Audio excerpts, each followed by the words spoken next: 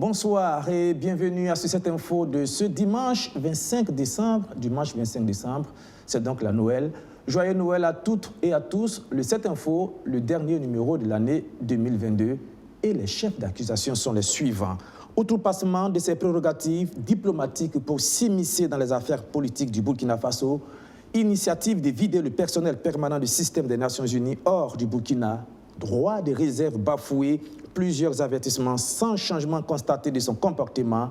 Eh bien, le verdict est sans appel. Barbara Manzi, coordonnatrice résidente du système des Nations Unies, est déclarée persona non grata sur le territoire du Burkina Faso avec effet immédiat. Une décision du gouvernement intervenue il y a 48 heures, ce 23 décembre. Elle s'ajoute à celle d'il y a quelques semaines de convoquer l'ambassadeur du Ghana au Burkina et de rappeler celui du Burkina Faso au Ghana pour consultation. Une succession de mesures ou de contre-mesures qui pose la question sur le virage qu'est en train de prendre la diplomatie burkinabé, visiblement marquée du sceau du respect réciproque. Sur le plan interne, c'est la guerre de communication entre le gouvernement et l'unité d'action syndicale au sujet de la ponction de 1% sur le salaire des travailleurs pour financer la guerre. La vraie guerre cette fois-ci. L'UAS oppose un refus catégorique en renvoyant l'État à ses devoirs de recouvrement des restes à recouvrer. Oui, mais, répond le ministre en charge de l'économie et des finances. Et c'est dans ce contexte que la loi des finances, le budget 2023 est adopté par l'ALT, c'était hier. Environ 2600 milliards de francs CFA de recettes, près de 3200 milliards de francs CFA de dépenses, un déficit d'environ 600 milliards de francs CFA. Deux chiffres importants à retenir, 28% de ce budget est consacré au secteur de la défense et de la sécurité, quand 30% est affecté au secteur de l'éducation. On en parle dans cette info avec nos invités que je m'en vais vous présenter. Khalifa Rasséré, expert en stratégie territoriale. Vous avez été pendant 7 ans secrétaire général du ministère en charge de l'administration territoriale. Bonsoir Khalifa Rasséré. Bonsoir. Merci d'être venu. Et puis à ma droite, Dr Nathanaël Congo. Vous êtes spécialiste des questions humanitaires. Bonsoir Dr Congo. Bonsoir. Et puis merci d'être venu. Mais avant d'entrer dans le vif du sujet, d'abord cet hommage à cet homme, au professeur Luc Marius Ibriga, enseignant de droit, anciennement contrôleur général d'État à la tête de l'ASELC, l'autorité supérieure de contrôle d'État et de lutte contre la corruption. Le professeur Ibriga a tiré sa révérence ce dimanche 25 décembre. Ce n'est que l'année dernière seulement qu'il était admis à la retraite d'enseignant de droit à l'université Thomas Sankara. À l'occasion, nous lui rendions hommage à travers un portrait que je vous propose encore de suivre ce soir. Luc Marius Ibriga, un esprit brillant et surtout une morale assez brillante. Regardez. C'est la ville de Korogo, en République de Côte d'Ivoire, qui a vu naître Luc Marius Ibriga en 1956. Un érudit pluridisciplinaire et acteur très actif dans l'environnement socio-politique burkinabé. Des années en arrière, cet enseignant de droit à l'université de Ouagadougou assurait la présidence du FOCAL, le Forum de citoyennes et citoyens de l'alternance, et membre du Front de résistance citoyenne FRC. Le Front de résistance citoyenne, justement, dont il est le porte-parole en 2014. Une année au cours de laquelle le professeur Ibriga avait réclamé l'audit des comptes publics du pays afin de poursuivre tous ceux qui sont coupables de crimes économiques et l'arrestation du président déchu Blaise Compaoré. Un engagement qui a sans doute concouru à sa nomination le 23 novembre 2014 à la tête de l'autorité supérieure de contrôle d'État et de lutte contre la corruption par le président de la transition à l'époque, Michel Kafando. Je le jure. Le professeur Luc Marius Ibriga, depuis cette date, remplace Bruno Bessin, admis à la retraite. Ibriga est donc chargé de diriger l'institution de contrôle des finances, des détournements de fonds et de corruption dans l'administration publique avec une trentaine de membres. Dans ses nombreuses sorties médiatiques, le contrôleur général d'État prévenait les indélicats des comptes publics que dorénavant qu'ils sachent que quand on a commis une faute, on doit accepter d'en subir la sanction. Une manière pour lui de suivre toutes les ressources de l'État pour qu'elles soient bénéfiques à toute la communauté plutôt qu'à un individu. C'était donc la première fois depuis 2007, date de création de l'ASELC, qu'au Burkina Faso, le président, le premier ministre, des ministres, des personnes qui seront à la tête des institutions déclarent leur bien au journal officiel, et cela pendant 7 bonnes années, au cours desquelles de bonnes actions ont été engrangées, mais aussi des insuffisances. Luc Marius Ibriga, c'est aussi cet éminent enseignant-chercheur à l'UFR des sciences juridiques et politiques. Et ce 4 mai 2021, le professeur Ibriga donne son dernier cours magistral aux étudiants du département de droit de l'université Thomas Sankara. Un dernier cours, signe de revoir qu'aucun de ses étudiants n'a voulu manquer. Chacun ici veut prendre un souvenir avec l'homme de droit, des scènes qui émeuvent l'enseignant. Une très grande émotion, surtout le contexte dans lequel se passe ce dernier cours, avec un témoignage de nos étudiants qui expriment ici leur gratitude à leurs enseignants. Et ça, c'est quelque chose qui est vraiment le plus beau cadeau pour un enseignant. Luc Marius Ibriga dispense les cours de droit depuis 1992. 29 ans de passion passés avec les différents étudiants, animés de liberté et de proximité, des éléments qu'on garde toujours en mémoire. Je crois que c'est une passion pour moi, l'enseignement, et qui fait que je me suis donné à cette profession, surtout du fait de la liberté qu'on a dans cette profession et de la proximité qu'on a avec la jeunesse, qui fait que même si on prend de l'âge, dans la tête, on reste toujours jeune.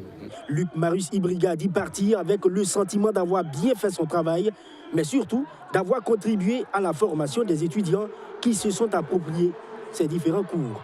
Dans ces années d'enseignement, j'ai toujours aussi enseigné et appliqué la rigueur.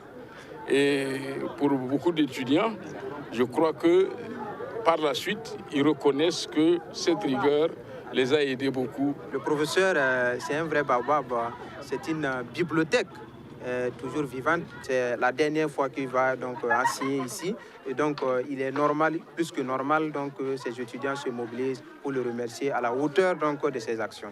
Féliciter, remercier et aduler, mais le départ du professeur Ibriga laisse un petit pincement au cœur pour Bienvenue Dosso. D'une part, je suis contente qu'il parte parce qu'il va pouvoir se reposer tout et tout. Et d'autre part aussi, je suis très, je regrette vraiment, je suis très mécontente de son départ parce que nous n'aurons pas vraiment le privilège qu'ont eu nos grands frères, parce que c'est quelques mois seulement nous avons fait avec lui, donc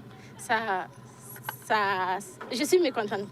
Le professeur Ibriga conseille à la jeune génération d'enseignants de se remettre toujours en cause dans ce métier, seul élément qui pourra leur permettre d'améliorer ou de modifier leur méthode d'enseignement.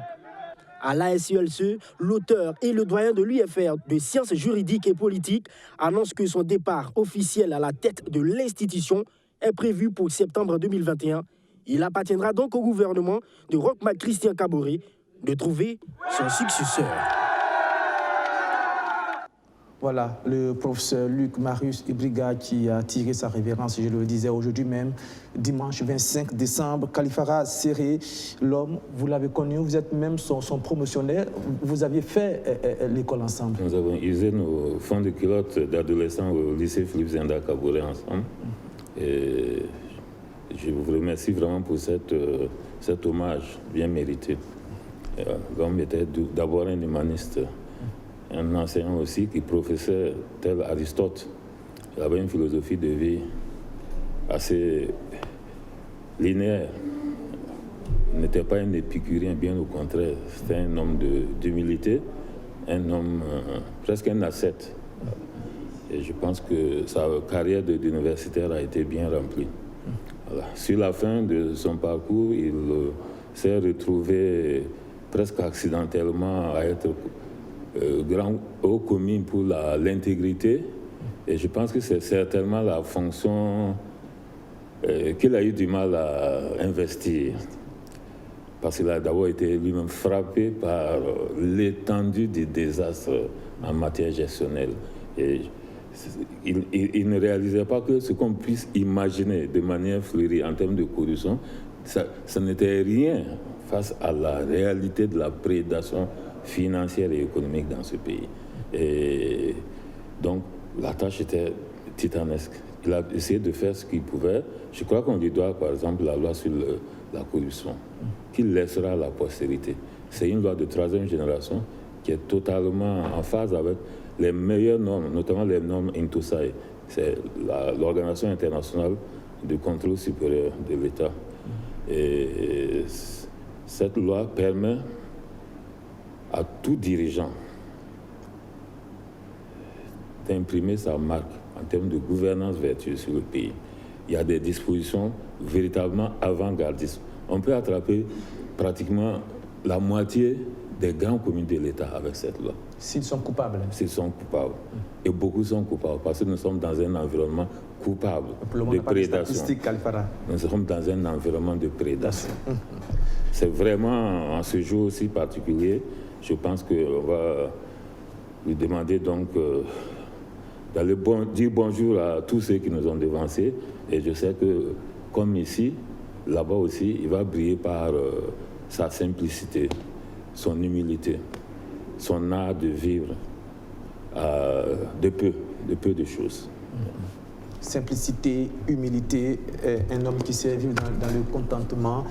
Docteur Congo, certainement que vous avez connu l'homme aussi, vous êtes plus jeune que lui, visiblement, mais voilà, cela ne vous empêche pas de dire peut-être quelques mots sur l'homme, peut-être que vous avez pu côtoyer, peut-être en tant qu'étudiant, je ne sais pas, ou vous avez peut-être dû entendre parler de ses qualités. Personnellement, je n'ai pas côtoyé l'homme en tant qu'étudiant, mais nous l'avons suivi dans ses combats pour la bonne gouvernance.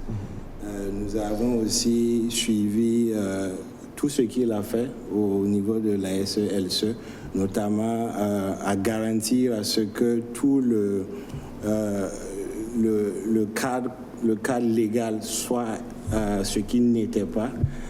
Et nous pensons qu'il laisse vraiment un héritage brillant à la jeunesse et à la postérité. Et nous ne pouvons que saluer ce grand homme qui vient de nous quitter et présenter nos sincères condoléances à la famille éplorée. Voilà, donc toutes nos condoléances au professeur Luc Marius Ibriga. Moi, je l'ai connu en tant que journaliste. Il est venu plusieurs fois sur mon plateau, dans des émissions sur la bonne gouvernance. Et il faut noter que Luc Marius Ibriga était l'un des très grands rares intellectuels, des très rares responsables de ce pays à venir sur les plateaux de télévision quand on l'invitait. Même quand on l'invitait à la veille, il mettait toujours un point d'honneur à répondre à nos invitations. Et il ne se défilait devant aucune question. Il répondait à toutes les questions, que ce soit politique, que ce soit technique, technocratique. Luc Marius Ibriga était toujours présent et je le félicitais. Je félicitais aussi chaque fois son directeur de communication. Il donnait des réponses très sûres, très claires. Il n'avait peur de personne. Il s'est battu, vous l'avez dit, pour la bonne gouvernance. Il se battait pour qu'à l'Assemblée nationale, on puisse donner un bon pourcentage pour financer la SELC, parce qu'il disait si la SELC ne dispose pas d'assez de moyens pour traquer les voleurs à col blanc, eh bien, ça sera difficile de pouvoir faire son travail. Il s'est battu tout le temps qu'il a mis à la SELC pour que cette institution soit dotée de moyens pour le faire. Merci à vous, professeur Luc Marius Ibriga. Merci pour tout ce que vous avez fait pour ce pays. Les autres continueront de se battre parce que les esprits brillants comme vous, il y en a encore. Et il fait partie aussi, la deuxième personne, et je ne manque pas de leur rendre hommage chaque fois que j'en ai l'occasion, le professeur Stanislas Ouaro, qui lui est encore là et il sera là encore pour longtemps. Il fait partie des rares personnes aussi qui viennent toujours sur les plateaux de télévision. Le professeur Stanislas Ouaro était le seul ministre de Roch Marc Christian Kaboré, tout gouvernement confondu, qui venait toujours sur nos plateaux de télévision. Il est le seul ministre de Roch Marc Christian Kaboré qui venait débattre avec les adversaires politiques, qui venait débattre avec les organisations syndicales sur les plateaux de télévision. Et ça donnait lieu à des débats assez francs. C'est important de le dire parce que nous sommes à une époque où les uns et les autres regardent la télévision, critiquent ceux qui ont le courage de leurs opinions, mais ne prennent jamais le courage de venir et même se prononcer sur les sujets assez délicats. Et ceux qui ont le courage de le faire méritent qu'on en parle. Parfois, vous trouvez qu'on exagère, mais c'est important de récompenser ceux qui font des efforts. Nous fermons la parenthèse et nous ouvrons maintenant celui de la gestion du pouvoir en ce moment, la transition, je le disais, avec une diplomatie qui est en train d'aller à droite ou toute peut-être avec un point d'interrogation. des successions de décisions et de mesures ces dernières semaines nous donnent peut-être une perspective d'une inflexion majeure qu'est en train de prendre le gouvernement dans la gestion des affaires politiques et diplomatiques. Khalifa Rassiré, il y a quelques semaines, c'était l'ambassadeur du Ghana au Burkina Faso qui était convoqué et celui du Burkina Faso au Ghana qui était rappelé pour consultation. Il y a 48 heures, c'est la coordonnatrice résidente des Nations Unies qui a été déclarée persona non grata sur le territoire burkinabé avec effet immédiat. Qu'est-ce que toutes ces décisions donnent de la direction qu'est en train de prendre la diplomatie burkinabé? Ça donne un profil volontariste à la diplomatie. Et ça, c'est valable pour le premier dossier. Je pense que ce dossier a été géré, managé avec tact et avec... à la fois avec subtilité, avec fermeté. Le dossier concernant l'ambassadeur du Ghana, concernant le Ghana, c'est ça? Les soliloques assez nauséabonds du président ghanéen. Et quand c'est bien, immédiatement, on récolte les dividendes. Les dividendes, ça a été une mission d'apaisement dans la même semaine pratiquement, pour essayer de réaménager un peu, revoir un peu cette question de fraternité, d'amitié, voilà. Une mission d'apaisement conduite par le Ghana au Burkina Faso. Voilà. Parce que la question, j'allais dire, l'incident, mais disons l'incident, c'est un peu plus grotesque qu'un incident, mais parlons d'incident. L'incident a été réglé rapidement. Parce que ça a été géré convenablement, techniquement, de manière orthodoxe. Ce n'est pas le cas du deuxième dossier. Voilà. Le deuxième dossier m'a tout l'air d'être une gaffe monumentale. Et pourquoi? Quels sont les arguments qui vous permettent de déclarer cela, Khalifa? Parce que moi, j'ai écouté l'apparition en prime time de la ministre des Affaires étrangères. Elle s'est beaucoup épanchée et j'ai écouté, je me suis dit, je n'ai peut-être pas saisi tous les passages, j'ai réécouté, puis j'ai vu des résumés, etc. Et j'ai cherché véritablement quel est le modus, quel est le casus belli. Le casus belli, le motif de cette flambée soudaine. Parce que le statut, enfin, j'allais dire, la crise qui renvoie à déclarer la déclaration persona non grata est prévue. Alors, quand vous prenez la Convention de Vienne sur les relations diplomatiques, l'article 9, ce n'est pas quelque chose de... On n'a même pas besoin de motiver. C'est écrit noir sur blanc, on peut ne pas motiver. Mais il y a une norme. Ce n'est pas une norme publique, à scandale public, etc. Ça dit que l'intéressé peut être déclaré non grata, tout ça se règle entre les différentes administrations onusiennes, les burkinabés et tout, et puis bon, on lui demande de partir dans un délai, etc. Je ne suis pas un spécialiste de la question, mais tout le monde convient, les dispositions sont assez claires là-dessus. On ne cherche pas à savoir, même si c'est une bagarre individuelle entre les deux dames-là, elle peut être personnelle non grata, le problème n'est pas là. Mais j'ai suivi la litanie, les chapelets de griefs qu'on a égrenés, je ne vois rien de très, très substantiel. Rien de substantiel. Alors, parce que quand on dit quelqu'un qui... Quand cette dame-là se vante d'avoir des relations avec les terroristes, est-ce qu'elle les a amenés dans ses bagages jusqu'à Ouaga? Est-ce qu'elle a amené des hommes armés à Ouaga? Est-ce qu'elle les a infiltrés? Si elle a des relations avec les terroristes, mais à la limite, c'est une très bonne chose. Est-ce que le ministère des Affaires étrangères s'en est ouvert à l'ANR? Parce que l'ANR aurait collaboré avec cette dame-là avec beaucoup de plaisir. Avec beaucoup de plaisir. On lui aurait collé des micros et des caméras partout. Partout. Voilà. Parce qu'on a besoin de choses, de renseignements de ces... Est-ce que... oui, allez-y, terminez, et puis je veux dire, tout ce qu'on dit comme grief, je ne vois rien de très lourd au point d'en faire une sorte de... Parce que la déclaration publique est une recherche délibérée du scandale. Et ce scandale diplomatique, c'est quoi? Quel est l'objectif? Je ne vois absolument pas. Ça veut dire que là, nous sommes pratiquement en train de professer une sorte d'autacisme masochiste. Voilà. On veut se faire mal. Et là, c'est pas bien. Si on veut vraiment faire une diplomatie d'esclave qui réagit au quart de tour et qui se met toujours au-dessus de la conflictualité, pour avoir un ton plus haut que l'adversaire, c'est très bien. Mais il faut le faire intelligemment. Comme par exemple, c'est le fait le ministre malien des Affaires étrangères, qui est un homme flamboyant et brillant. Il faut faire cela. Sinon, ça n'est pas une bonne méthode. Bon, voilà. Et je me demande d'ailleurs s'il n'y a pas quelqu'un qui va avoir bientôt un statut de persona non grata dans le gouvernement. Sur les griefs contre Barbara Manzi, il y a quand même peut-être quelques éléments sujets à caution. Quand la ministre des Affaires étrangères dit que cette représentante résidente est en lien avec les éléments terroristes, vous parlez de collaboration. Peut-être que la collaboration peut aller jusqu'à, jusqu'à la collision entre la représentante résidente des Nations Unies et les forces terroristes, si par exemple elle refuse de partager certaines informations. Et là, ça pose problème. Ah non, en raison de son statut diplomatique, elle n'est pas obligée de partager toutes ces informations. Mais nous, on est obligés de faire en sorte de les lui soutirer. On a des méthodes pour ça. Des agences comme des services comme l'ANR sont là pour ça. En intelligence et en contre-intelligence, les méthodes sont connues. Tous les pays du monde font ça. Voilà. Et si la collusion est assez perspective et poussée entre cette c'est ça que je dis, si elle est ouverte, c'est-à-dire qu'elle-même elle est devenue une co-belligérante. Elle n'est même plus dans son statut de représentant ou quoi. Moi, j'imagine qu'elle soit arrogante et tout ce qu'on veut, mais dans tout ça, il fallait juste faire comme cela se fait d'habitude. Il y a quelques années, Barack Obama a renvoyé a déclaré 35 personnes diplomates russes non grata.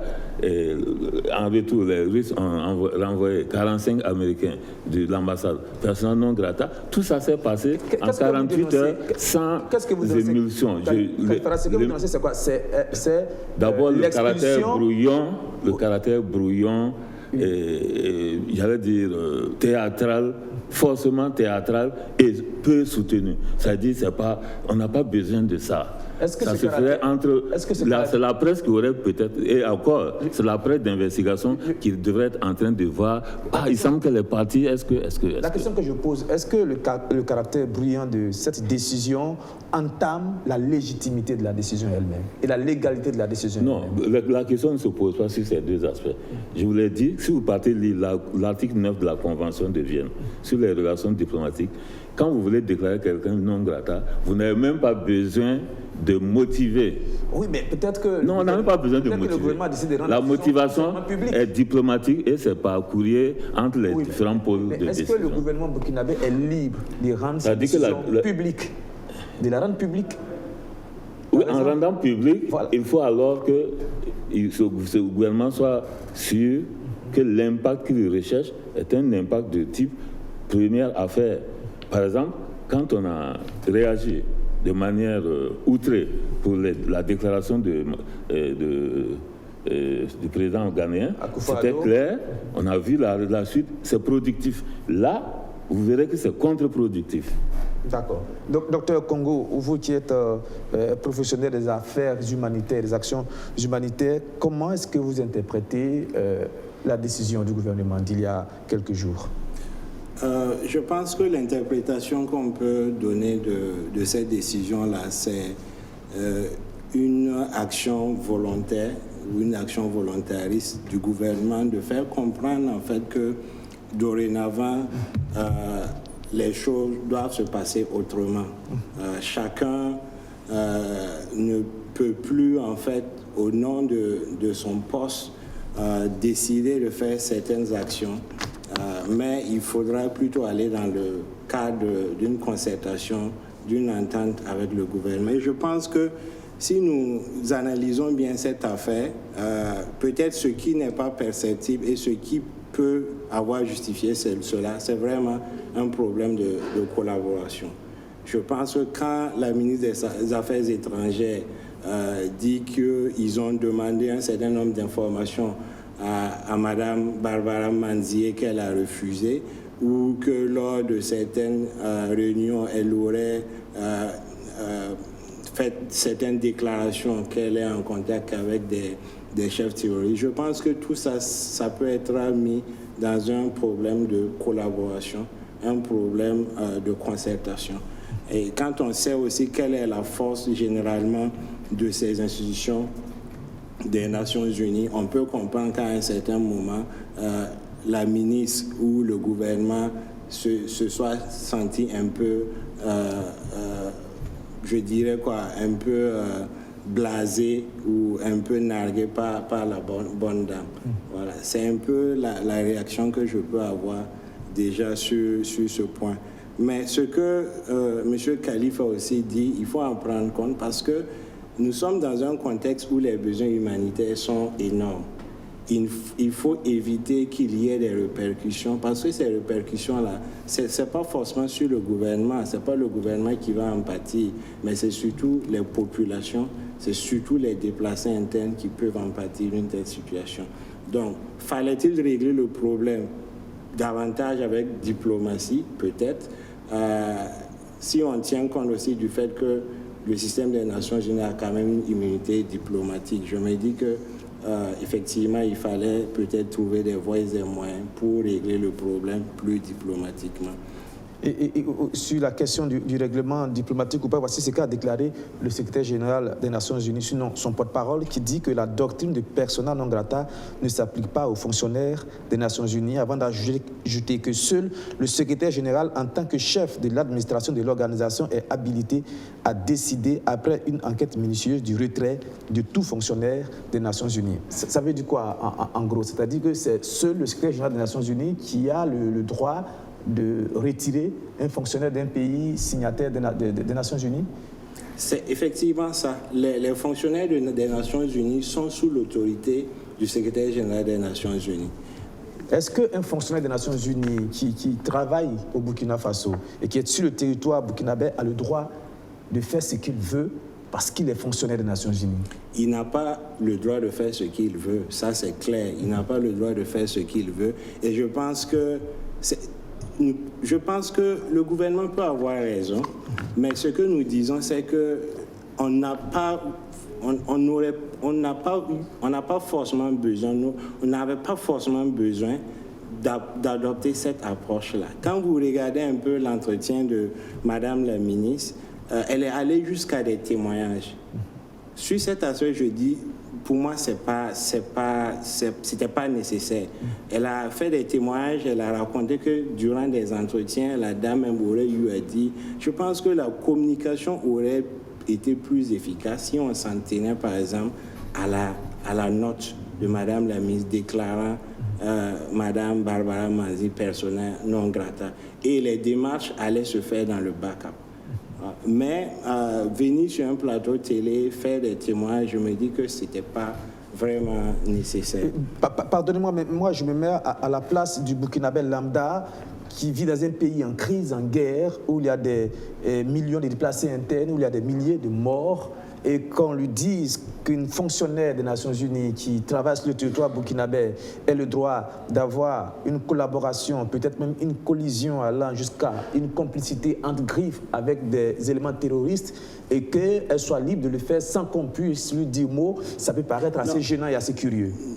Je pense que là, il y a nécessité de clarifier. Allez-y. Nous ne disons pas en fait qu'elle a le droit d'être en collision avec des terroristes. Personne n'a ce droit-là. Et je pense que dans la nouvelle loi anti-terrorisme, même, c'est dit que c'est une infraction. Et il n'y a aucune preuve qui dit qu'elle est en collision avec des terroristes. C'est sur ça, c'est un peu sur ça que je voulais. Pas de collaboration, de contact. Ce sont des révélations de Madame la ministre. Pour le moment, on n'a pas eu la partie adverse. On ne sait pas, Madame Barbara ne sait pas pour le moment prononcer. Et je pense qu'elle ne va pas se prononcer dans tous les cas. Mais on n'a pas son point de vue là-dessus. Parce que dans l'humanitaire, il y a ce qu'on appelle l'accès humanitaire qui se négocie souvent. Voilà. On négocie l'accès humanitaire, généralement avec les chefs communautaires. On négocie l'accès humanitaire. Parce qu'il y a un conflit, mais il y a des populations qu'on doit servir. Il y a la neutralité que les principes humanitaires nous imposent, il y a l'impartialité et il y a l'indépendance. Et sur ça, peut-être que les contacts de Mme Barbara, c'était avec des chefs communautaire pour négocier des accès. Vous avez dit peut-être. Peut-être parce qu'on n'en sait rien. Le gouvernement dit qu'il avait des contacts avec des éléments terroristes. Ce que je voudrais ajouter, c'est que dans les arguments développés par la ministre en charge des Affaires étrangères, elle dit que Mme Barbara Manzi a décidé de faire partie toutes les familles des fonctionnaires des Nations Unies résidant au Burkina Faso. Elle prend une décision susceptible de s'aimer la psychose, non seulement au sein de la population burkinabé parce que les informations vont vite, mais aussi elle prend une décision susceptible d'effrayer d'éventuels investisseurs. Est-ce qu'à ce niveau-là, ce n'est pas déjà assez grave et susceptible de justifier son expulsion du territoire burkinabé, Khalifa Rassiré? Est-ce qu'on a besoin de Mme Manzi pour être dans la psychose? Avons-nous besoin actuellement de cette dame pour être dans la psychose? Est-ce qu'elle a le droit d'ajouter de la psychose dans la psychose? C'est la question qu'on pourrait se poser aussi. Oui, je veux dire, nous baignons dans un environnement de psychose. Qu'on essaie d'arrêter. Voilà. Et si elle participe à ajouter de la psychose dans la psychose... Ce n'est pas en théâtralisant de tels incidents qu'on arrive à retenir la psychose. Moi, j'ai déploré un certain nombre d'aspects. Une autorité de rang de la dame, de la ministre, ne doit pas dire, par exemple, là, elle va dans des coins où nous, nos forces ne peuvent pas aller. Ça ne se dit pas, c'est indécent. Il ne faut pas dire aujourd'hui qu'il y a des endroits sur notre territoire, tout le monde sait qu'il y a des endroits où nos FDS ne vont pas. Mais on ne le dit pas. Il ne faut pas le dire. Voilà. Pour notre propre orgueil national. Ceux même qui disent oui, c'est bien, il faut la chasser, on est orgueilleux. Mais en même temps, on ne peut pas accepter qu'on dise qu'il y a des endroits de notre territoire à nous, où nos forces armées n'y vont pas. Ça manque de, non, mais elle a un droit de réserve. Elle manque de discernement. Elle manque de discernement. C'est déplorable. En passant, en réalité, toute la question, c'est de savoir pourquoi avoir fait tous ces ramdams. Puisqu'on aurait pu la faire partie avec donc déclaration de persona non grata, sans qu'il y ait toute cette émulsion inutile. Ce que vous dénoncez, c'est le bruit qu'il y a eu autour de cela. Mais c'est vraiment cette procédure, j'allais dire, incroyablement, j'allais dire, spectaculaire, mais en même temps, je trouve que ça relève pratiquement d'une mise en scène. Peut-être que c'est une mise en scène voulue. De très basse catégorie. Pardonnez-moi de vous interrompre, Khalifa Rassiré. Peut-être que c'est une mise en scène voulue juste pour donner le ton aux autres fonctionnaires qui travaillent au Burkina et pour leur dire que maintenant, c'est la fin de la récréation. On ne peut plus faire ce qu'on veut sur le territoire burkinabé, même quand on travaille pour les Nations Unies, dans un pays en guerre, dans un pays en difficulté, dans un pays où les populations ont déjà peur. On ne peut pas faire ce qu'on veut si on veut vraiment appliquer une rigueur 100%, Khalifa Rassiré. Vous comprenez aussi que ça peut amener à un raidissement dans les relations entre nos partenaires. Parce que ce précédent peut servir de mode d'emploi pour les autres qui vont se protéger, etc. Quand elle dit oui, on interdit, mais c'est elle qui a la coordonnatrice du système des Nations Unies. Elle était la fêtière. Elle a quand même des obligations de fonction. On ne peut pas rentrer dans le dispositif pour dire nous, on voudrait qu'elle change. Non, elle n'est pas obligée de nous donner des documents, des indicateurs. Ça me semble tellement désuet comme argument qu'on se dit mais qu'est-ce qui se passe? C'est comme si l'État est tombé sur la tête. C'est pas bon ça. Ça, c'est pas bon. Il faut garder le pied sur terre. Il faut être serein. Quand un dossier, surtout aujourd'hui nos relations avec l'extérieur, nous devons les manager avec sérieux, avec rectitude, avec professionnalisme, avec intelligence stratégique. Donc ce que vous dites, c'est qu'avec le Ghana, ça a été très bien géré et que pour la fonctionnaire des Nations Unies, il y a eu... pas un autre thème. C'est une catastrophe. Une catastrophe. Khalifa, c'est dire reste fidèle à ces mots qui sont parfois, qui tranchent dans le vif. Docteur Congo, est-ce que dans le comportement de Mme Barbara Manzi, est-ce qu'il y a des faits qu'on pourrait qualifier de faits inamicaux, peut-être impardonnables, qui justifierait sa décision? Oui, je pense que dans la gestion des actions humanitaires, on doit aussi collaborer avec le gouvernement d'accueil. Et de ce point de vue-là, je dirais que Mme Barbara aussi a été inamicale en refusant, par exemple, elle n'avait pas l'obligation, ça c'est vrai, mais dans le jeu, en fait, vous ne pouvez pas normalement donner une fin de non-recevoir aussi stricte si réellement ce que Madame la ministre a dit est vrai. Voilà. Donc, sur ce plan-là, je pense que Mme Barba aussi a été très stricte et très inamicale vis-à-vis de cela. Mais aussi, si effectivement, elle a dit aussi être en relation avec des chefs terroristes, je pense que c'est une faute aussi de sa part parce que on peut être en contact avec des chefs communautaires dans le cadre de l'accès humanitaire, mais pas avec des chefs terroristes. Donc, parce que quand on est dans un pays et qu'on a sur son sol, dans sa capitale, une fonctionnaire des Nations Unies qui est amie avec les terroristes qui sont les ennemis du pouvoir et les ennemis du pays, ça fait quand même désordre, Dr Congo. C'est ça. Ça fait quand même désordre.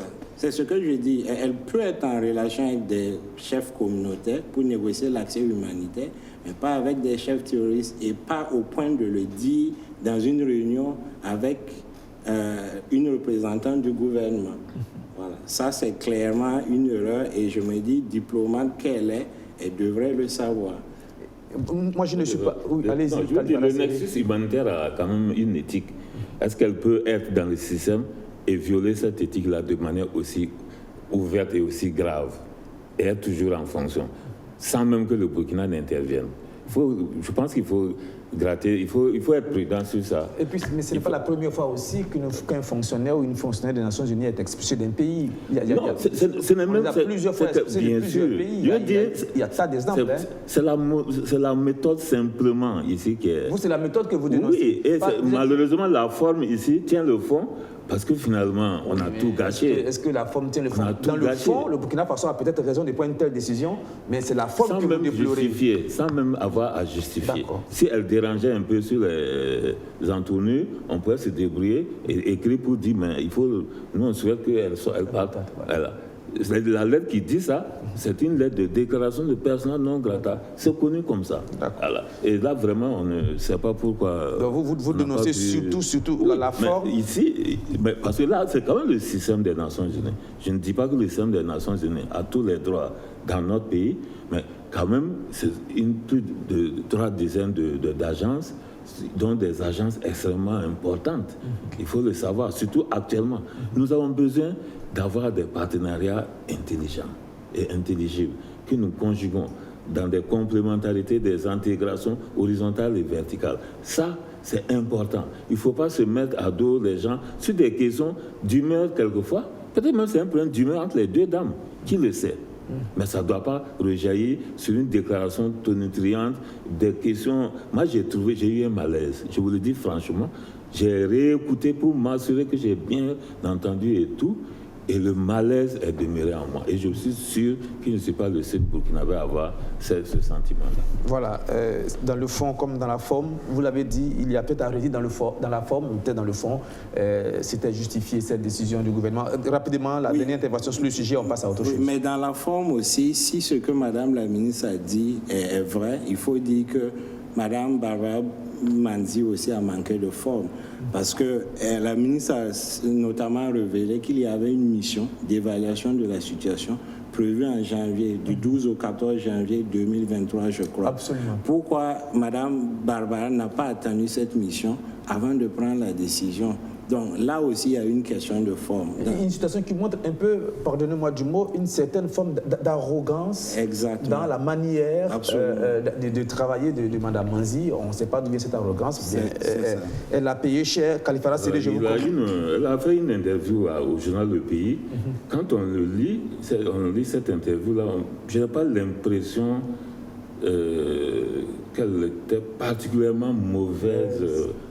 Idieuse, acariâtre, anti-burkinabé. Je n'ai pas eu cette sens. Vous pouvez regarder, c'est un jeu. Moi, je l'ai relu, cette interview, pour voir un peu, détecter des éléments de sa personnalité négative dedans. Mais non, elle me semble assez dans le profil global des agents des Nations Unies. Voilà. N'oubliez pas que nous aussi, nous avons des Burkinabés qui sont dans le système. Il faut faire très attention. Il ne faut pas faire tout ce que vous faites, vous pouvez avoir des ricochets. Il faut faire très attention. Nous avons beaucoup de Burkinabés qui sont même à des postes de responsabilité. On a même des coordonnateurs. Voilà. Il faut réfléchir à tout avant de faire des trucs de ce genre. Et nous passons au deuxième sujet de cette info.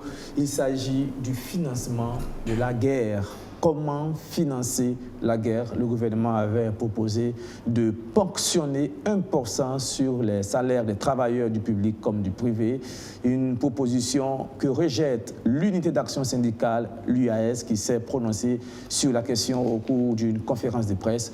Je vous le propose, regardez. Si c'est le patriotisme burkinabé que le président de la transition met en avant en lançant l'effort de guerre, l'unité d'action syndicale note que ce patriotisme, la majorité des travailleurs du privé et du public le manifestent déjà sous diverses formes. Il y a d'abord l'IUTS sur les primes et indemnités, ajoutées à la vie chère et les attaques terroristes qui ont affecté certains. Et les travailleurs soutiennent des parents victimes ou amis victimes. Alors, prélever 1% sur le salaire des travailleurs, comme proposé par le gouvernement de la transition, n'est pas opportun dans ce contexte. Le travailleur n'a même pas de quoi contribuer. Le SMIC est à 30 et quelques mille, mon ami. Si je vous demande le sac de maïs, à quel prix ce matin à Ouagadougou? Il est à 32 000. C'est quoi vous demandez aux travailleurs? Qu'ils deviennent quoi? En tout cas, pour nous, il n'est pas question de ce prélèvement. L'UAS soutient que le Burkina Faso a suffisamment de niches dans lesquelles le gouvernement peut retrouver cet effort de guerre. Et elle justifie cette position avec des entreprises implantées au Burkina Faso, certaines personnalités comme anciens députés, anciens ministres ou encore anciens présidents d'institutions qui doivent à l'État. Mieux, Inou Sanana et ses collaborateurs notent que sur plus de 870 milliards considérés comme restes à recouvrer et qui peuvent nettement compenser ce qui est attendu chez le travailleur, peuvent être récupérés aussi dans les dossiers de détournement, de malversation financière ou de la corruption mise à nu par les enquêtes de l'ASCLC et le RENLAC. J'avais estimé que c'était bon pour l'État d'aller vers ces niches-là. Et c'est là-bas même qu'on peut vraiment trouver un grand montant, voilà, pour permettre de solutionner le problème de l'effort de guerre. Si on surveille bien ces genres de surfacturation de 200% et autres là, si on arrive à les tarir même déjà, c'est une bonne chose. Un camion de 200 000 qui devient subitement 600 000. Bon, vous vous rendez compte? À ce niveau aussi, il y a des sources. Les représentants des travailleurs orientent l'équipe de Maître Kilem de Tambela vers les propriétaires de grands immeubles, villas, célibatériums pour l'impôt sur les revenus fonciers et surtout un véritable toilettage au sein de l'armée car selon le syndicat, certains officiers supérieurs devenus milliardaires mènent même une concurrence déloyale dans le transport et la location des bâtiments. L'UAS ne s'aligne pas sur le recrutement des 50 000 VDP mais soutient plutôt qu'il faut armer les populations à la base. Quand nous avons dit d'armer la population, c'était que, vous savez bien que ce qui se passe dans notre pays, c'est quoi? Dans un village, un seul terroriste peut arriver avec une seule arme et puis tous les villages là va fuir.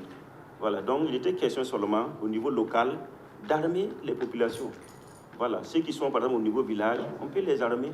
Et en ce moment, la différence c'est qu'on n'avait pas besoin de l'argent. Sachez également que l'unité d'action syndicale ne donne pas son aval en ce qui concerne les autres mesures envisagées par le gouvernement comme la taxe de 100 francs CFA sur le prix des boissons, la taxe de 50 francs CFA sur le prix de l'Internet et les autres taxes envisagées. Et en attendant que le gouvernement et l'unité d'action syndicale se mettent d'accord sur la possibilité ou pas de ponctionner 1% sur les salaires des fonctionnaires pour financer la guerre, le budget 2023, lui, prévoit 28% de part pour financer la guerre pour le ministère en charge de la sécurité et de la défense. Un budget 2023 pour les recettes estimées à 2600 milliards de francs CFA adopté hier par l'ALT.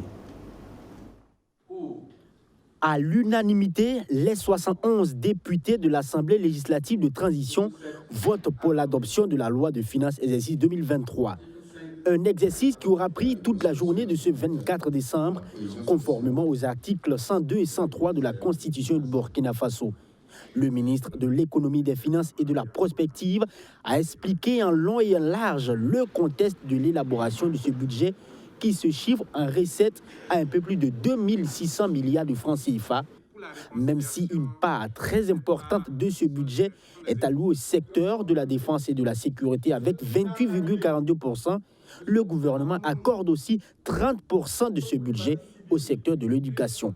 Le secteur de l'éducation regroupant le préscolaire, le primaire, le secondaire, le supérieur, la formation professionnelle et technique, quant à lui, absorbe 30% des prévisions budgétaires de 2023, hors financement extérieur, soit 689,5 milliards de francs CFA. Au regard du caractère prioritaire et sensible de ces secteurs, les efforts ont été faits afin de permettre une couverture appréciable des besoins prioritaires pour un bon déroulement des activités académiques. Le secteur du développement rural occupe 5%, la santé 11%. Les dépenses pour cet exercice 2023 s'élèvent à 3 023 milliards 91 millions de francs CFA, donc un bénéfice de 604 milliards de francs CFA. Il faut rechercher aussi 100 milliards pour le financement de l'effort de guerre. Et avec les 1% envisagés par le gouvernement pour soutenir cette cause et qui suscite des opinions diverses, le ministre des Finances annonce que ce montant est exclusivement dédié au VDP pour leur équipement. C'est un fonds qu'on va utiliser pour soutenir en fait les VDP. C'est exclusivement ça. Parce qu'on va recruter 50 000 VDP, les former, leur donner donc... avoir une prise en charge pour eux, les habiller en tenue, les armes, les motos, les carburants. Ça a été évalué à un peu plus de 100 milliards. Ben, les gens disent que les travailleurs paient l'UTS, c'est vrai. Et l'UTS représente vraiment une grande partie des recouvrements. Mais ici, c'est un effort supplémentaire qu'on veut demander, compte tenu de la situation. Aboubacar Nakanabo entend récolter d'autres ressources pour combler le déficit budgétaire. Dès janvier 2023, les taxes de résidence ou les impôts sur les revenus fonciers seront prélevés chez chaque Burkinabé possédant par exemple une maison en location. Tous les groupes constitués de l'Assemblée législative de transition, que ce soit ceux désignés par le président de la transition, les représentants des forces de défense et de sécurité, des forces vives des régions, des partis politiques ou des organisations de la société civile, tous ont salué la présentation détaillée de ce budget par Aboubacar Nakanabo, mais ont souhaité que tous ces fonds qui seront dégagés soient utilisés de façon efficiente pour la cause de tous les Burkinabés. Khalifa Rassiré, est-ce que vous comprenez pourquoi les travailleurs rechignent à donner que 1% de leur salaire pour financer une guerre qui doit décider de l'avenir du Burkina? Bien sûr que je comprends, parce qu'on leur a demandé. On leur a demandé leur avis. Et c'est normal. Voilà. Je ne sais pas pourquoi on demande des avis sur des questions aussi existentielles que la guerre. Voilà.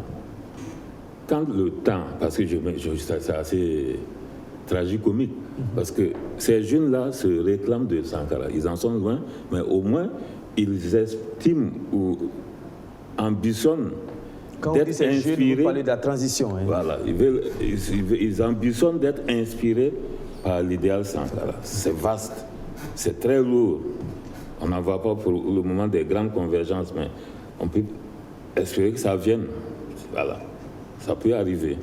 Mais quand on a ça comme focus, le minimum, c'est d'aller explorer le passé tout récent. Et qu'est-ce qu'il dit ce passé? passé? Quand le capitaine Sankara, en 84, c'est-à-dire 4 mois après sa prise de pouvoir, a regardé les grands agrégats macroéconomiques et macro-budgétaires de l'État, il a dit, on ne peut pas continuer. On va faire quelque chose. On va se serrer la ceinture. Une austérité domestique. Et on a dit, voilà, les petits salaires, 4%. Les plus hauts salaires, donc catégorie D3 jusqu'à la catégorie A1, les plus hauts salaires, 12% de ponction. C'est tout. Chacun peut grogner dans son coin, chacun peut sortir, applaudir, mais c'est aller vite. En même temps, les ressources sont rentrées 2 fois le budget de l'État. Et les produits ont été rendus visibles. C'est les dividendes de l'effort d'austérité nationale, endogène. Tout le monde a vu les ambulances, tout le monde a vu les travaux, le PPD, le Programme populaire de développement. 3 fois le budget, c'est-à-dire, imaginez un programme, une planification semi-dirigée d'une année qui arrive à mobiliser 3 fois le budget de l'État. Ça signifierait à peu près 7 000 200 milliards aujourd'hui. C'est ce que le PPD a permis de mettre en œuvre. Vous comprenez? C'est aussi simple que ça. Mais naturellement, c'est volontariste, c'est assumé, c'est responsable et il y a la vision. Tout ce que je viens de dire là, quelque part, il n'y a pas ça. Parce qu'on ne peut pas demander. Et quand j'entends dire que c'est pour équiper les VDP, vous savez que depuis quand on cherche à... la procédure qui a été lancée pour recruter les VDP, ça date de quand? Est-ce qu'on peut... Et je vous ai dit que sur les VDP, là, il y a 15 000 au moins qui sont en réalité des militaires. Ce sont des supplétifs militaires, forces à l'intérieur, c'est-à-dire organiques à l'armée. On va recruter des VDP de ce calibre-là, puis lancer comme ça, de façon aussi aléatoire, une quête, une souscription nationale pour les équiper. On ne les a pas encore équipés. Les équipements, on peut me dire que ça est dans les cargos, ça en route, c'est pas arrivé. Mais on va me dire qu'on n'a pas prévu ça, une dépense aussi importante. Il y a un gouvernement qui circule tranquillement et qui dit non, on va... Mais écoutez, il ne faut pas nous ridiculiser auprès de nos ennemis terroristes. Parce que même, je ne crois pas qu'une armée puisse faire ça.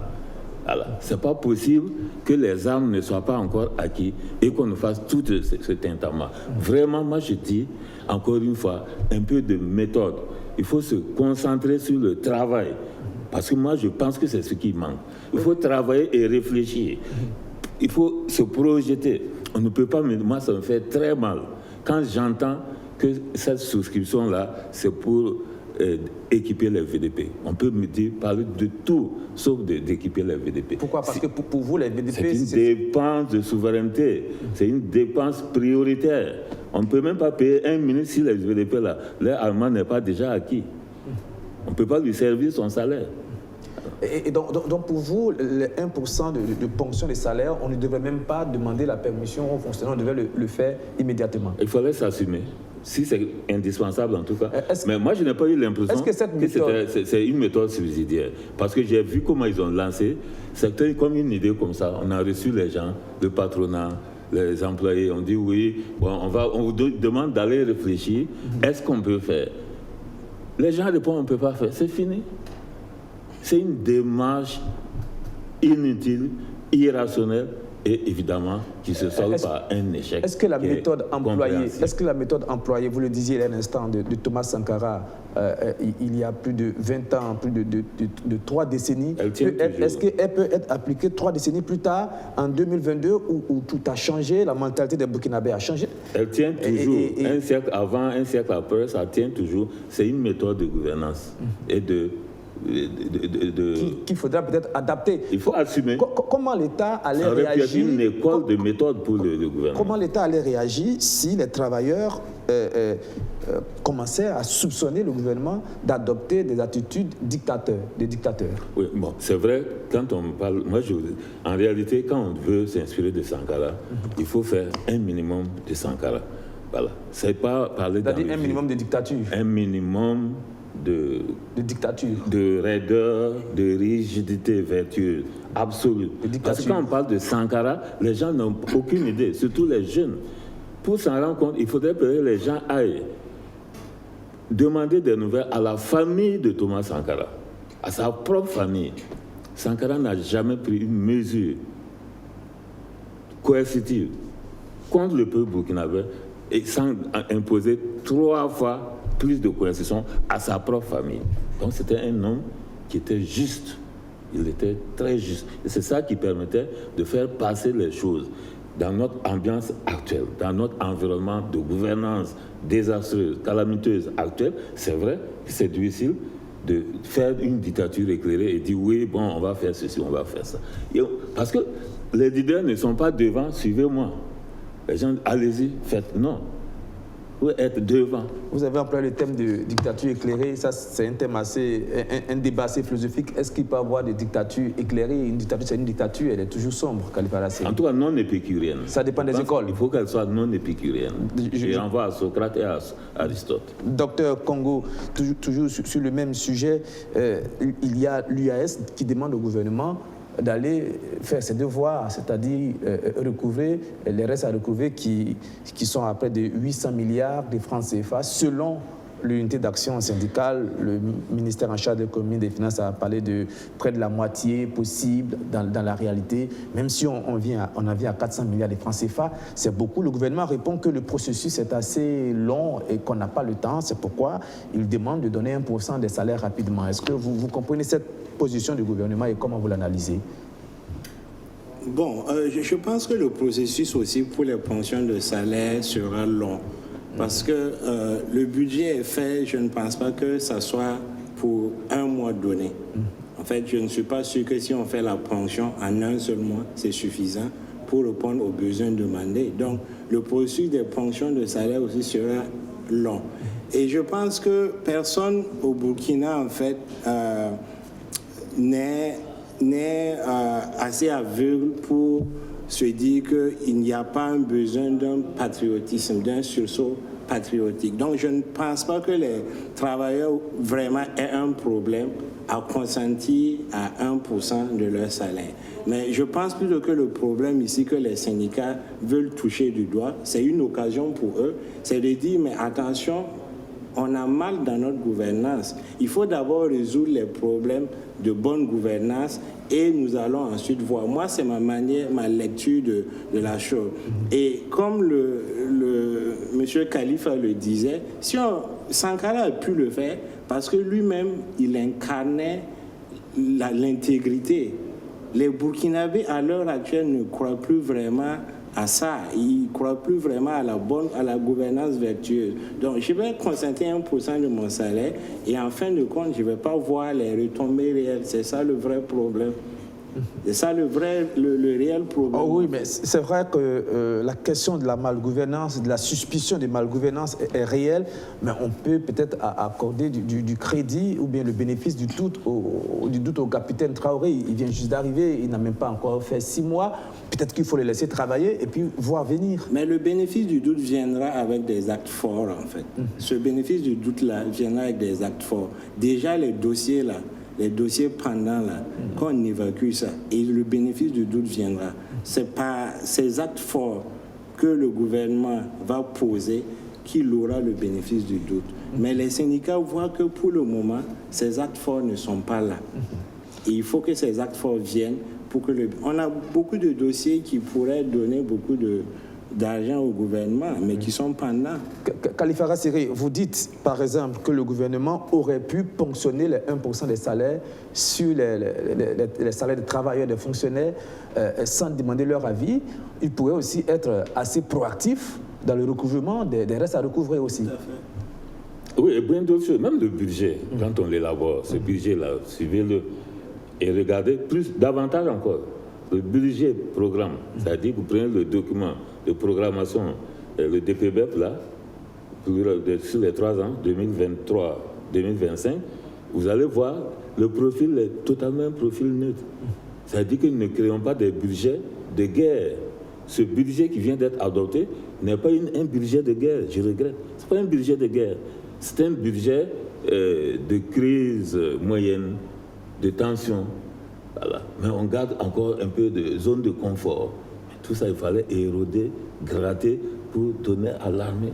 Il fallait faire en sorte que les VDP soient équipés déjà à partir de ce budget qui vient d'être adopté. Comment on peut s'asseoir et puis dire, oui, on va attendre une opération à conjecture et pour pouvoir équiper les VDP. Et on parle des VDP comme d'une force additionnelle qui est déjà bientôt prête et qui va venir bouleverser le rapport de force avec les terroristes, etc., etc. Vous voyez comment il y a un hiatus global. Ça ne va pas du tout. Alors, c'est pourquoi je pose la question. Si l'État devrait brandir ses muscles pour prendre 1% sur les salaires des fonctionnaires, pourquoi devrait-il être un État molle et mou quand il s'agit d'aller prendre les restes à recouvrer? Parce que l'État s'est totalement décrédibilisé et que ces mécanismes, ces leviers de coercition positive, je veux dire, donc de violence contrôlée, de mise en... l'État a perdu ses différents, j'allais dire ses prérogatives et surtout ses monopoles. à force justement d'être dénaturé, d'être défiguré, d'être, j'allais dire, extraverti. Donc on est dans la situation où vous n'avez pas un État, c'est-à-dire représenté par un gouvernement dont la légitimité, l'implantation au sein de l'opinion lui permet de se lever et de dire, bon allez, à partir du 1er janvier, les premiers précomptes seront faits sur, les retenues seront opérées d'office, c'est fait. Et puis s'asseoir tranquillement. Non. Parce qu'il y a trop de choses dans le pays. Il le dit si bien. Vous avez vu que l'UAS même s'érige en stratège militaire pour donner des conseils gratuits au gouvernement pour dire oui, ben, vous voyez, vous avez des commerçants, des agents immobiliers, ou quoi, parmi les hauts gradés de l'État, etc. Donc, ouais, ça, c'est le niveau de délitement, de déliquescence générale là, qui amène ça. C'est-à-dire l'État, l'ingouvernance au niveau de l'État civil, l'État normal, ordinaire, le gouvernement civil, est le contrepoint de ce qui se passe dans l'armée. Voilà. Dans une armée en temps de guerre, où on entend parler tous les jours de malversation, de détournement, mais on a du mal à croire ce qu'on entend. Et pourtant, de plus en plus, les indices sont là, sont clairs. Et tout ça, c'est ça qui fait que l'État n'arrive pas. Son impérium a été amoindri. C'est-à-dire qu'il n'a pas de muscles, il n'a plus de muscles. Et il ne peut pas forcer pour avoir des muscles. Il ne peut pas forcer. Il faut contourner, restaurer doucement. Ça prend combien de temps? Ça dit nous payons aussi presque une décennie de tricherie avec nous-mêmes et avec nos populations. C'est ça aussi la vérité. Mais ça, c'est un autre débat. Un autre débat. 28% pour le secteur du ministère de la Défense et de la Sécurité et 30% pour l'éducation. C'est presque le même taux réservé autant à la sécurité qu'à l'éducation. Est-ce qu'il y a un enseignement qu'on peut tirer de ce budget-là à partir de ces chiffres-là? Je pense que l'enseignement qu'on peut tirer, c'est que c'est la volonté de l'État de continuer à faire vivre la nation, parce qu'après la guerre, il faudra bien des diplômés. Et je pense que cette vision est aussi une bonne vision. Il faut bien sûr privilégier la guerre, mais il ne faut pas occulter les autres secteurs très stratégiques comme l'éducation pour permettre au pays notamment de continuer à avoir des intellectuels et des travailleurs pour fonctionner. On est en train de finir. Vous aviez dit depuis une semaine qu'on devait donner 50% du budget à l'armée. Et là, on voit qu'entre l'armée et l'éducation, il y a déjà un certain équilibre de budget. Donc, je dis 50%, j'exagère délibérément. Voilà, mais je vais dire que le seul budget aujourd'hui qui est le plus important,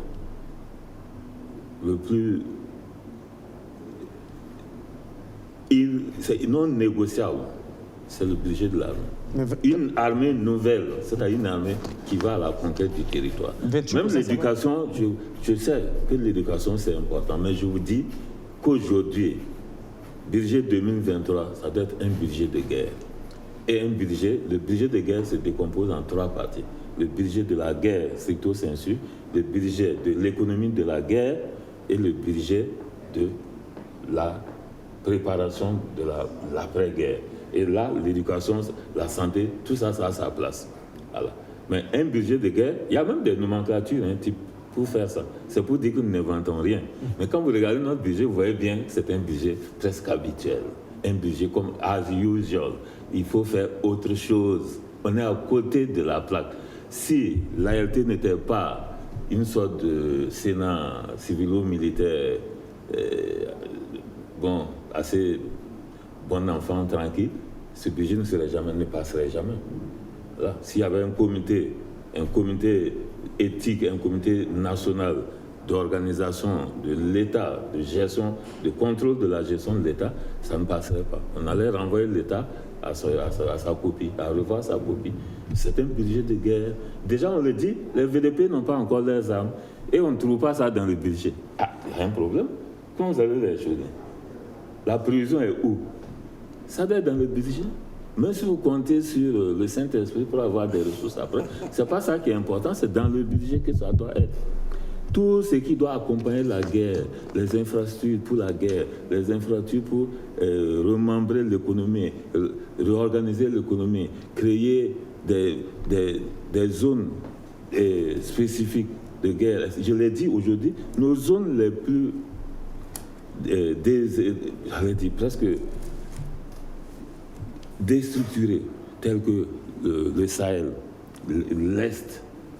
Mais écoutez, la boucle du monde, ces zones-là, ce sont ces zones qui devraient avoir le maximum, connaître le maximum de concentration des efforts d'investissement, de financement. On devrait y installer la plupart des choses qui manquent aujourd'hui. Quand on vous dit qu'on n'a même pas le carburant à Djibo qui manque, il y a les vivres qui manquent à tel endroit, ce n'est pas possible. C'est là-bas qu'on devrait avoir les vivres et le carburant, et pas à Ouaga. Ce sont les commerçants qui devraient quitter de Ouaga pour aller se ravitailler à Djibo, et pas le contraire. Dans une économie de guerre, c'est comme ça. On inverse le logigramme pour faire en sorte que l'ennemi soit désorienté. Vous désorientez l'ennemi. Et vous faites en sorte qu'au sortir de la guerre, vous avez maintenant les moyens de résilience nécessaires. Nous ne le faisons pas. Peut-être que ça va venir, Khalifa Rassiré. En attendant, les forces de défense et de sécurité continuent de travailler, même en temps de fête. Hier, 24 décembre, toute la nuit, ils ont patrouillé dans les rues de Ouagadougou pour essayer d'assurer la sécurité des biens et des personnes. Je vous parle des agents de la gendarmerie nationale. On regarde. La main sur la gâchette, ils scrutent minutieusement les axes de la capitale à l'arrière de ce pick-up. En ces périodes de fête, le danger peut surgir d'un moment à un autre et ces hommes le savent bien. Pendant que les citoyens célèbrent la nativité, ici, les esprits ne sont pas à la fête. La sécurité des biens et des personnes est une priorité pour ces éléments du lieutenant-colonel Evrard Somda. Toute la nuit, ils patrouillent dans les rues et dans les lieux de culte. Au niveau des grands carrefours, les forces de sécurité ont pris position. Motorisées ou à véhicule, les forces de défense et de sécurité veillent au grain. L'action vise deux objectifs, notamment sensibiliser les populations sur les bonnes conduites en période de fête et dissuader les personnes mal intentionnées. De l'église des Assemblées de Dieu de Kossoguin à la paroisse Saint-Jean-Marie Vianney de Tampuy, toutes les rues sont passées au peigne fin par les éléments de sécurité. Bravant parfois la fraîcheur, pas de temps pour fermer l'œil. Il faut assurer la quiétude des populations. Une approche tout de même appréciée par bon nombre de fidèles qui témoignent avoir porté en cœur ces hommes de tenue au cours de la prière. La force de l'ordre que nous trouvons en présence ici au sein de la paroisse, vraiment ça nous rassure, ça nous donne la quiétude aussi, ça nous permet aussi quand même de célébrer de la naissance de Jésus-Christ, le Sauveur. Nous souhaitons qu'avec leur présence, vraiment la paix revienne au Burkina Faso. C'est ce que les riverains souhaitent. Et nous les encourageons, nous les soutenons pour qu'ils puissent réussir leur mission. Ça nous rassure parce que nous prions chaque fois que Dieu les aide pour nous guider. Au nom de Jésus, Amen. À 23h15, la patrouille reprend la route. Au rond-point de la jeunesse de Tampuy, les éléments de la gendarmerie du camp Paspanga tombent sur un groupe de taximans qui ont parqué en plein carrefour, attendant d'éventuels clients. Un stationnement jugé dangereux par ces hommes au regard de la circulation très dense. Nous, on fait la nuit, comme on est stationné, c'est pas pour prendre du temps. Donc voilà pourquoi on est stationné, sinon c'est pas pour prendre du temps. C'est pas normal qu'on stationne ici, mais on est là, mais c'est pas pour longtemps. En tant que chauffeur de taxi, si on voit la gendarmerie déployée sur le terrain comme ça, en tout cas nous, ça nous fait plaisir. Voilà, ça nous permet de circuler librement. Voilà, ça permet aussi des malfrats de se méfier beaucoup sur le terrain. Après quelques minutes de sensibilisation, les chauffeurs de taxi coopèrent et quittent les lieux. Aucun incident majeur n'a été enregistré lors de la tournée. C'est un processus habituel qui vise à renforcer les postes de contrôle et intervenir en cas de besoin. Voilà, nous sommes en train de finir, c'est le dernier élément de cette info. Je le disais, c'est le dernier cette info de l'année 2022. Peut-être permettre à mes deux invités de formuler des vœux pour l'année 2023, parce que la prochaine fois qu'on va se retrouver, on sera en 2023. Dr Congo déjà? Oui, les vœux, c'est des vœux de restauration du territoire, plus de paix et puis plus de cohésion sociale pour le Burkina Faso. Khalifa Séré?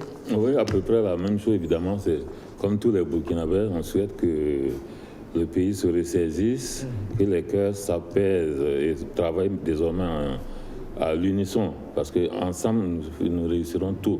Divisés, nous ne pourrons rien faire. Nous allons continuer à massacrer nos gammes et puis alors ça sera la catastrophe. Je voudrais que 2023 soit l'année de la cohésion retrouvée au sein de l'armée.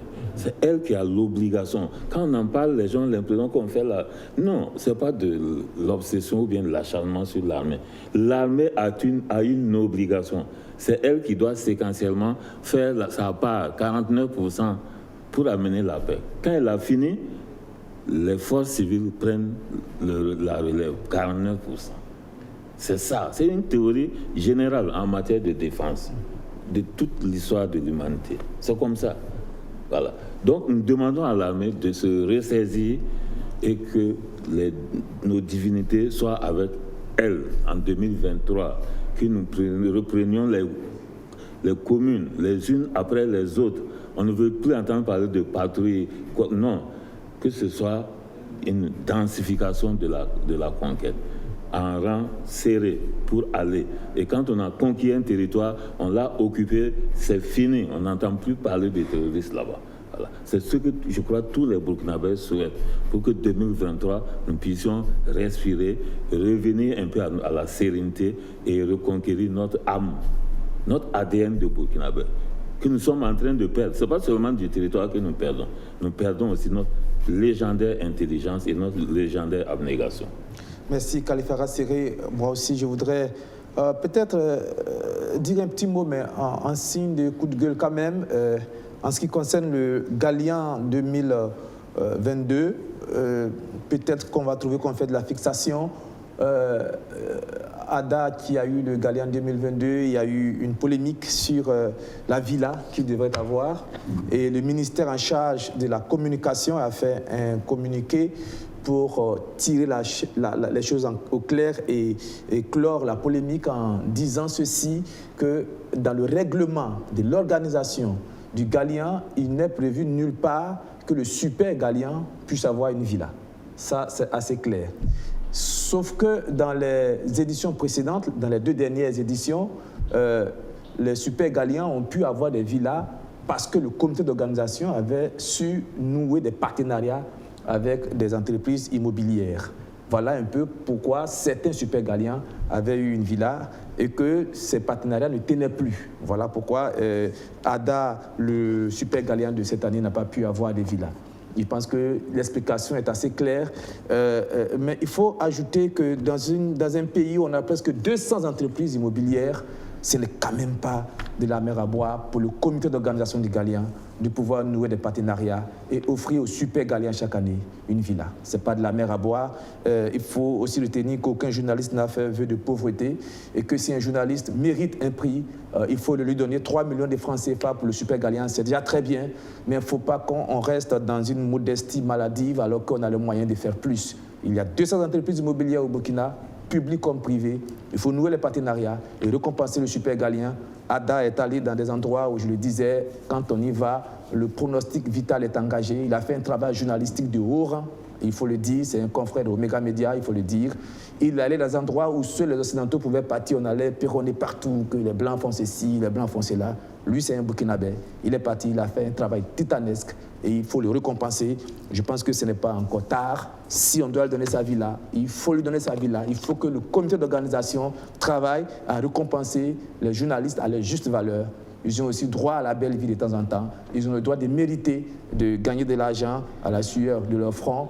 Après, vous estimez que les journalistes sont corrompus, mais il faut les traiter bien aussi. Si vous ne les traitez pas bien, ils seront corrompus pour certains.